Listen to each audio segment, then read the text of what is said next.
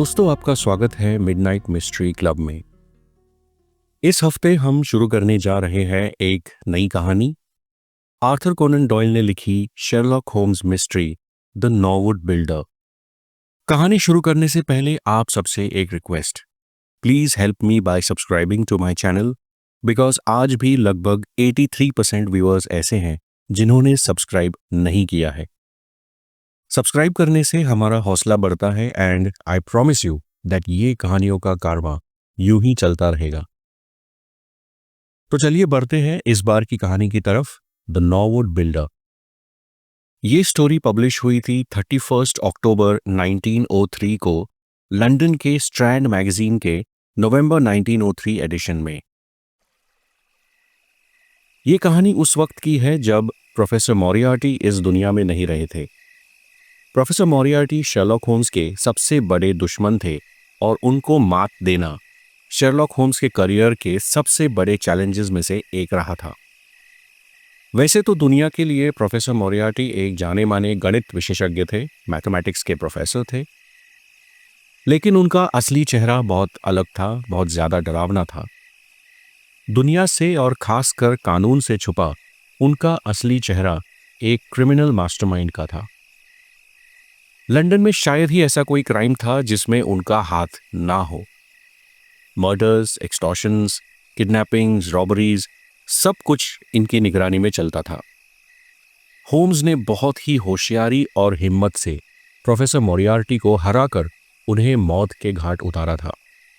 किसी दिन हम वो कहानी भी जरूर सुनेंगे, लेकिन आज की कहानी शुरू होती है एक सुबह जब Sherlock Holmes 221B baker street के अपने सिटिंग रूम में बैठे थे और जैसे अक्सर होते थे गहरे विचारों में डूबे हुए थे। एक क्रिमिनल एक्सपर्ट के पॉइंट ऑफ व्यू से देखा जाए तो प्रोफेसर मोरियार्टी की मौत के बाद लंदन एक बहुत ही अनइंटरेस्टिंग और डल शहर बन गया है, होम्स ने कहा। मुझे नहीं लगता आपके इस विचार से ज्यादा लोग सहमत होंगे, एस्पेशली पुलिस, मैंने कहा। यस, मुझे इतना सेल्फिश नहीं बनना चाहिए, उन्होंने मुस्कुराते हुए कहा और अपनी चेयर ब्रेकफास्ट टेबल से पीछे सरका दी। प्रोफेसर मोरियार्टी के मौत से शहर का बस फायदा ही हुआ है, होम्स ने कहा। नुकसान तो कोई हुआ नहीं, बस बेचारा मैं ही हूं, एक बेरोजगार स्पेशलिस्ट जिसका काम अब खत्म हो गया है। प्रोफेसर मोरियार्टी जब जिंदा थे तब रोज सुबह का अखबार नई पॉसिबिलिटीज लेकर आता था। कई बार तो सिर्फ एक छोटी सी खबर या एक निशानी होती थी वॉटसन, एक हल्की सी झलक, और बस वही काफी होती थी मुझे ये समझाने के लिए कि वो विक्षिप्त दिमाग कहीं ना कहीं इस मामले में जरूर इन्वॉल्व है। जैसे मकड़ी के जाले के कोने की एक हल्की सी हलचल बता देती है कि बीच में छुपी हुई मकड़ी अभी भी वहीं कहीं है। छोटी मोटी चोरियां, बिना वजह के हमले और बेकार का वायलेंस, जो आदमी सारे सिग्नल समझ सके उसके लिए ये सब एक ही कहानी के पहलू थे। क्रिमिनल वर्ल्ड के इस बादशाह को अपना जाल बुनने के लिए पूरे यूरोप में लंदन से बेहतर शहर नहीं मिल सकता था। लेकिन अब देखो, सब शांत। अपने कंधे उचकाते हुए होम्स ने मजाक में उस परिस्थिति का विरोध किया जिसे बनाने में खुद उनका ही सबसे बड़ा कंट्रीब्यूशन था। ये उस समय की बात है जब होम्स प्रोफेसर मोरियार्टी को ठिकाने लगाकर आए थे और उनके रिक्वेस्ट करने पर मैंने अपना क्लिनिक बेच दिया था और बेकर स्ट्रीट के पुराने कमरे में उनके साथ वापस रहने आ गया था। एक यंग डॉक्टर जिसका नाम डॉक्टर वर्नर था, उसने मेरा छोटा सा केंसिंगटन वाला क्लिनिक खरीदा था और बिना किसी झिकझिक के मेरे क्लिनिक के बदले में उसने इतनी बड़ी रकम दी थी जितनी मैं कभी मांग भी नहीं सकता था। ये राज काफी सालों बाद मेरे सामने खुला कि डॉक्टर वर्नर होम्स के ही कोई दूर के रिश्तेदार थे और एक्चुअल में वो पैसा डॉक्टर वर्नर के थ्रू होम्स ने ही मुझे दिलवाया था। होम्स अपनी कुर्सी में पीछे झुककर बैठ गए थे और बड़े आराम से अपना सुबह का अखबार खोलने ही वाले थे कि अचानक से एक जोरदार डोर बेल की आवाज आई और बाहर का दरवाजा कोई जोर जोर से बजाने लगा। हमारी हाउसमेड मिसेस हडसन ने दरवाजा खोला और हॉलवे में अफरा तफरी की गूंज उठी और तेज कदमों की आहट सीढ़ियों पर सुनाई दी और अगले ही पल में एक यंग लड़का जिसका चेहरा घबराया हुआ था और बाल बिखरे हुए थे, और तेज सांसें चल रही थी, हमारे सिटिंग रूम में घुस आया।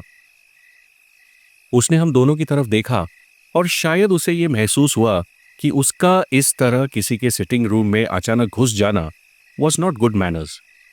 Please please forgive me mister Holmes, फूलती हुई सांसों के बीच उसने कहा।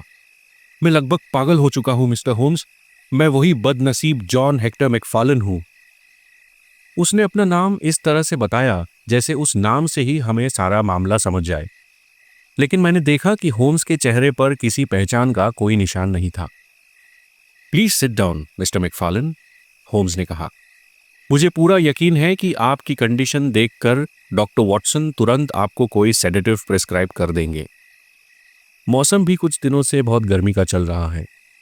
अब अगर आप थोड़ा शांत महसूस कर रहे हैं तो प्लीज उस कुर्सी पर बैठ जाइए और हमें आराम से और धीरे धीरे बताइए कि आप कौन हैं और क्या चाहते हैं।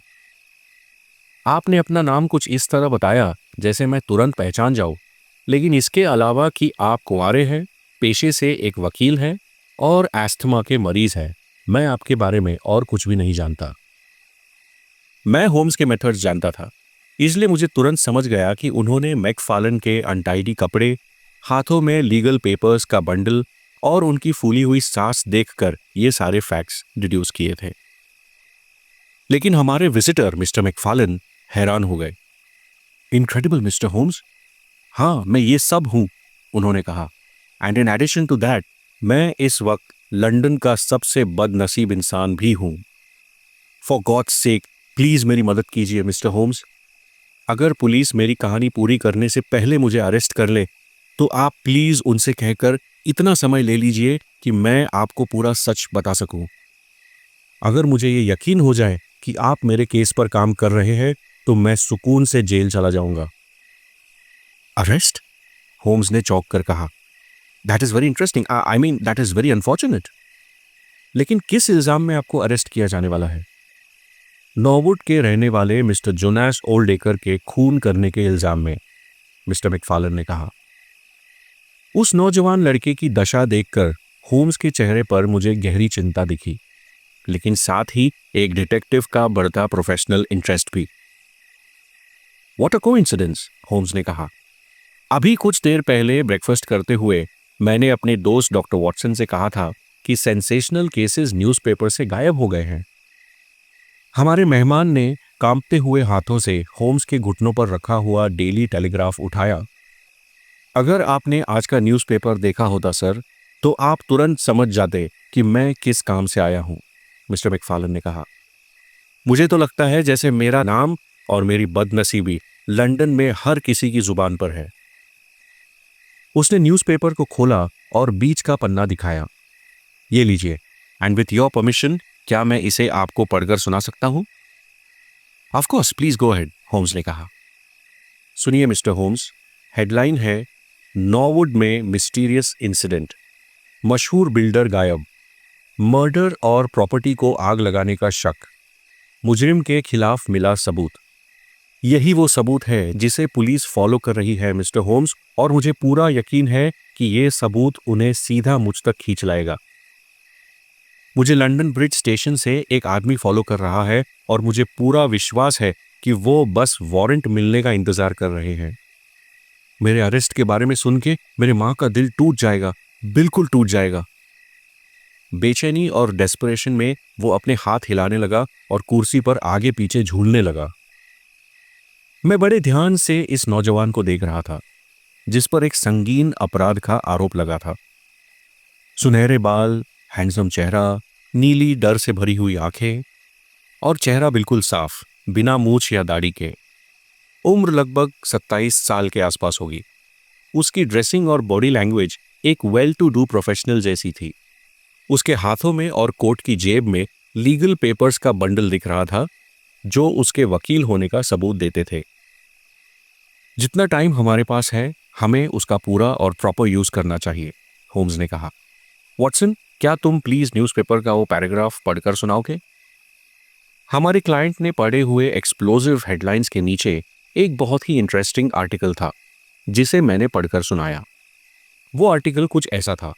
कल रात देर को या सुबह के शुरुआती घंटों में नॉरवुड एरिया में एक ऐसी घटना घटी जो एक सीरियस क्राइम की ओर इशारा करती है। मिस्टर जोनास ओल्डेकर इस इलाके के मशहूर रेसिडेंट है जो काफी सालों से बिल्डिंग और कंस्ट्रक्शन के प्रोफेशन में रह चुके हैं। मिस्टर ओल्डेकर कुंवारे थे, 52 साल के थे और नॉरवुड एरिया में डीप डीन हाउस में रहते थे। वो शांत स्वभाव के थे और अकेले रहना पसंद करते थे। पड़ोसियों के साथ उनका ज्यादा घुलना मिलना नहीं था। कुछ सालों से वो अपने प्रोफेशन से लगभग पूरी तरह रिटायर हो चुके थे, लेकिन उनके घर के पीछे अब भी एक छोटा सा वुडन प्लैंक्स का गोडाउन था। कल रात लगभग 12 बजे उस नेबरहुड में हंगामा मच गया जब मिस्टर ओल्डेकर की लकड़ी की गोदाम में आग लग गई। फायर ब्रिगेड्स तुरंत साइट पर पहुंची, लेकिन सूखी लकड़ियों ने बहुत तेज आग पकड़ ली थी और आग को तब तक रोका नहीं जा सका जब तक सारी लकड़ियां जलकर खत्म नहीं हो गई। इस पॉइंट तक तो ये आम हादसा लग रहा था, लेकिन सामने आए नए सबूत इस बात की ओर इशारा करते हैं कि ये मामला काफी ज्यादा गंभीर है।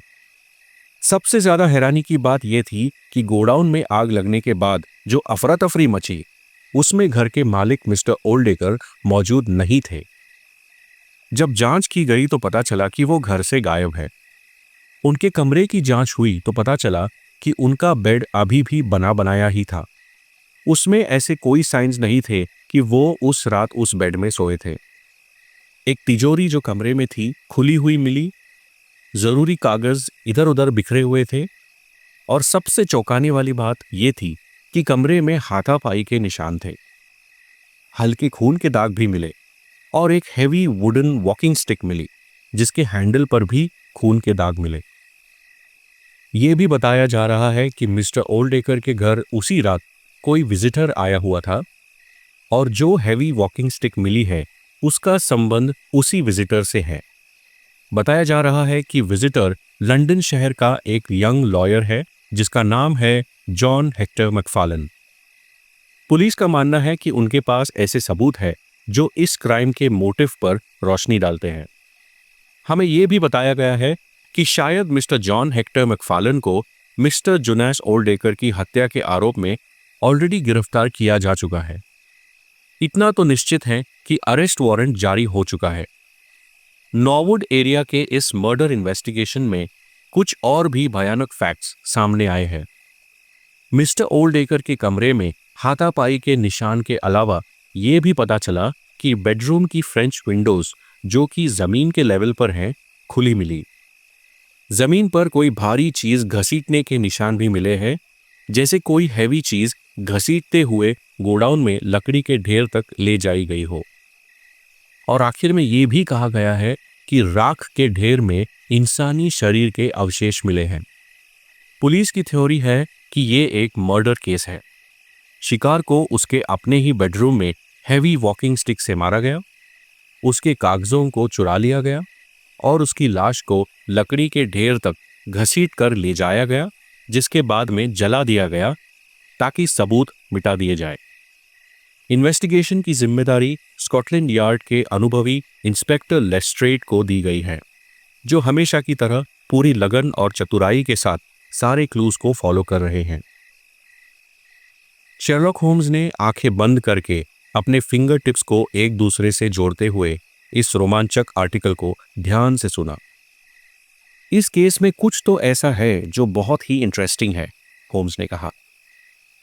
मिस्टर मैकफार्लन, क्या मैं आपसे ये पूछ सकता हूं कि जब इतने सबूत आपके खिलाफ हैं तो आप अब तक गिरफ्तार कैसे नहीं हुए? मिस्टर होम्स, मैं अपने पेरेंट्स के साथ ब्लैक हीथ के टॉरिंगटन लॉज में रहता हूं, मिस्टर मैकफार्लन ने बताया। कल रात मैं ओल्डेकर के साथ उनके घर में ही था, लेकिन रात काफी देर तक हम काम कर रहे थे, इसलिए मैं काम खत्म करने के बाद वापस लंदन आने के बजाय नॉरवुड में ही एक होटल में रुक गया। सुबह जब मैं ट्रेन से वापस लंदन आ रहा था, तभी मैंने ये सब न्यूज़पेपर में पढ़ा जो आपने अभी सुना। जैसे ही मैंने ये आर्टिकल पढ़ा, मुझे समझ आ गया कि मेरी सिचुएशन कितनी डेंजरस है और तुरंत मैं आपके पास आ गया। मुझे पूरा यकीन था कि अगर मैं घर या ऑफिस चला जाता तो पुलिस मुझे वहीं अरेस्ट कर लेती। इनफैक्ट लंदन ब्रिज स्टेशन से एक आदमी मुझे फॉलो भी कर रहा था। ओ माय गॉड, ये क्या आवाज थी? वो हमारे डोरबेल की आवाज थी, जिसके बाद सीढ़ियों पर कई सारे कदमों की गूंज उठी। अगले ही पल हमारे दोस्त और स्कॉटलैंड यार्ड के ऑफिसर इंस्पेक्टर लेस्ट्रेड हमारे सिटिंग रूम के दरवाजे पर दिखाई दिए। उनके पीछे एक दो और पुलिस ऑफिसर्स भी थे। Are you mister John Hector McFarlane? Inspector Lestrade ने बड़े ही पुलिसिया आवाज में पूछा। हमारे सहमे हुए क्लाइंट ने डरे हुए चेहरे के साथ खड़े होकर कहा, यस। मैं आपको नॉर्वुड के मिस्टर जोनास ओल्डेकर की जानबूझकर की गई हत्या के आरोप में गिरफ्तार करता हूं। मैकफार्लन ने नर्वसनेस में हमारी ओर देखा, फिर उसने हवा में हाथ उठा दिए जैसे उसने हार मान ली हो, और अपने चेयर में इस तरह गिर पड़ा जैसे उसने अपनी सारी ताकत खो दी हो। एक मिनट इंस्पेक्टर लेस्ट्रेड, होम्स ने कहा, आधा घंटा इधर उधर होने से कोई फर्क नहीं पड़ता, और ये जनाब हमें अभी इस इंटरेस्टिंग इंसिडेंट के बारे में बताने जा रहे थे। शायद इससे हमें मामला सुलझाने में कोई मदद मिल जाए। मुझे नहीं लगता कि इस मामले को सुलझाने में कोई दिक्कत होगी, लेस्ट्रेड ने कहा। फिर भी अगर आप इजाजत दें तो मैं इनकी पूरी बात सुनना चाहूंगा, होम्स ने कहा। वेल मिस्टर होम्स, आपको इनकार करना मेरे लिए मुश्किल है, क्योंकि आप कई बार स्कॉटलैंड यार्ड के काफी काम आए हैं, इंस्पेक्टर लेस्ट्रेड ने कहा। लेकिन मैं यहीं पर रहूंगा, और मुझे मिस्टर मैकफार्लन को चेतावनी देनी होगी कि वो जो भी कहेंगे उसे कोर्ट में सबूत के तौर पर उनके खिलाफ इस्तेमाल किया जा सकता है। मुझे इसमें कोई एतराज नहीं, मिस्टर मैकफार्लन ने कहा। इनफैक्ट मैं तो चाहता हूं कि आप सारा सच सुने और पहचाने। इंस्पेक्टर लेस्ट्रेड ने अपनी घड़ी देखी। मैं आपको आधा घंटा देता हूं, उन्होंने कहा। सबसे पहले मुझे यह बताना होगा, मिस्टर मैकफार्लन ने अपनी कहानी शुरू की, कि कल तक मैं मिस्टर जोनास ओल्डेकर को जानता भी नहीं था। उनका नाम मैंने जरूर सुना था, क्योंकि मेरे पेरेंट्स कभी उनसे परिचित थे, लेकिन फिर समय के साथ उनका रिलेशन टूट गया। इसलिए जब कल दोपहर लगभग 3 बजे वो मेरे ऑफिस में आए तो मुझे बहुत हैरानी हुई। लेकिन मैं और भी हैरान हो गया जब उन्होंने मुझे अपने आने का मकसद बताया। उनके हाथ में नोटबुक के कुछ पेजेस थे जो उन्होंने डेस्क पर मेरे सामने रखे, और बोले, ये मेरी वसीयत के क्लॉजेस है मिस्टर मैकफार्लन, और मैं चाहता हूं कि आप इन क्लॉजेस पर बेस्ड एक लीगल विल बनाएं, लीगल वसीयत बनाएं। आप ये क्लॉजेस कॉपी कर लीजिए, तब तक मैं यहीं बैठूंगा। मैं तुरंत उस वसीयत के क्लॉजेस को कॉपी करने बैठ गया, और आप मेरी हैरानी का अंदाजा लगा सकते हैं जब मुझे ये समझ में आया कि कुछ छोटे मोटे रिजर्वेशंस के बाद उन्होंने अपनी पूरी जायदाद मेरे नाम की थी। मिस्टर ओल्डेकर एक अजीब से आदमी थे। छोटी सी हाइट थी, सफेद बाल थे, यहां तक कि उनके पलकों के बाल भी सफेद थे। जब मैंने चौंक कर उनकी तरफ देखा तो मैंने देखा कि उनकी तेज ग्रे आंखें मुझी पर टिकी हुई थी, एक हल्की सी मुस्कुराहट के साथ। वसीयत की शर्तें पढ़कर मैं अपनी आंखों पर विश्वास नहीं कर पा रहा था, लेकिन मिस्टर ओल्डेकर ने मुझे समझाया कि वो जिंदगी भर कुंवारे रहे और उनका कोई जिंदा रिश्तेदार भी नहीं था। उन्होंने कहा कि मेरे पेरेंट्स को वो अपने जवानी के दिनों से जानते थे, और उन्होंने मेरे बारे में हमेशा सुना था कि मैं एक काबिल और संस्कारी नौजवान हूं। इसलिए उन्हें पूरा भरोसा था कि उनका पैसा अच्छे हाथों में जा रहा है। मैं बस कुछ टूटे शब्दों में उनका शुक्रिया कर पाया। मैंने वसीयत को पूरी तरह लिख लिया, उस पर मिस्टर ओल्डेकर ने साइन कर दी, और मेरे क्लार्क ने एज अ विटनेस साइन की। ये रही वसीयत की ओरिजिनल कॉपी, और ये रहे वो नोटबुक पेजेस जिसमें वसीयत का रफ ड्राफ्ट है जो मिस्टर ओल्डेकर ने मुझे दिया था। फिर मिस्टर ओल्डेकर ने मुझे बताया कि उनके पास कुछ और जरूरी कागजात हैं, building leases, title deeds, mortgages, shares के पेपर्स वगैरह, जिन्हें देखना और समझना मेरे लिए जरूरी था। उनका कहना था कि जब तक ये सारी बातें फाइनल नहीं हो जाती तब तक उनका मन शांत नहीं होगा। इसलिए उन्होंने मुझसे रिक्वेस्ट की कि मैं उसी रात नॉर्वुड उनके घर वसीयत लेकर आऊं और सारी बातें उनके घर पर ही सेटल कर ली जाए। मेरे ऑफिस से निकलते हुए उन्होंने मुझसे कहा, याद रखना बेटा, जब तक सब कुछ फाइनल नहीं हो जाता अपने पेरेंट्स से इस मामले के बारे में एक भी लफ्ज मत कहना। मैं चाहता हूं कि ये उनके लिए एक छोटा सा सरप्राइज रहे। उन्होंने इस बात पर बहुत ज़्यादा जोर दिया और मुझे प्रॉमिस करने को भी कहा कि मैं उनकी बात ज़रूर मानूंगा। आप समझ सकते हैं मिस्टर होम्स, सिचुएशन कुछ ऐसी थी कि मैं उनकी किसी भी बात को इनकार नहीं कर सकता था। उस वक्त वो मेरे बेनिफैक्टर थे और नेचुरली मैं चाहता था कि मैं उनकी हर बात मानूं। मैंने तुरंत अपने घर अपने पेरेंट्स को टेलीग्राम भेज दिया जिसमें कहा कि एक बहुत ज़रूरी काम आ गया है जिस वजह से मुझे रात घर वापस आने में काफ़ी देरी हो सकती है। हो सकता है वापस आते आते सुबह हो जाए, तो वो मेरा इंतज़ार या मेरी चिंता ना करे। मिस्टर ओल्डेकर ने मुझे रात 9 बजे तक अपने घर पहुंचने के लिए कहा था क्योंकि उससे पहले वो कहीं और जाने वाले थे। रात को मैं ट्रेन से नॉर्वुड स्टेशन तो पहुंच गया, लेकिन उनका घर ढूंढने में थोड़ी मुश्किल हुई, इसलिए उनके घर पहुंचते पहुंचते लगभग 9:30 बज चुके थे।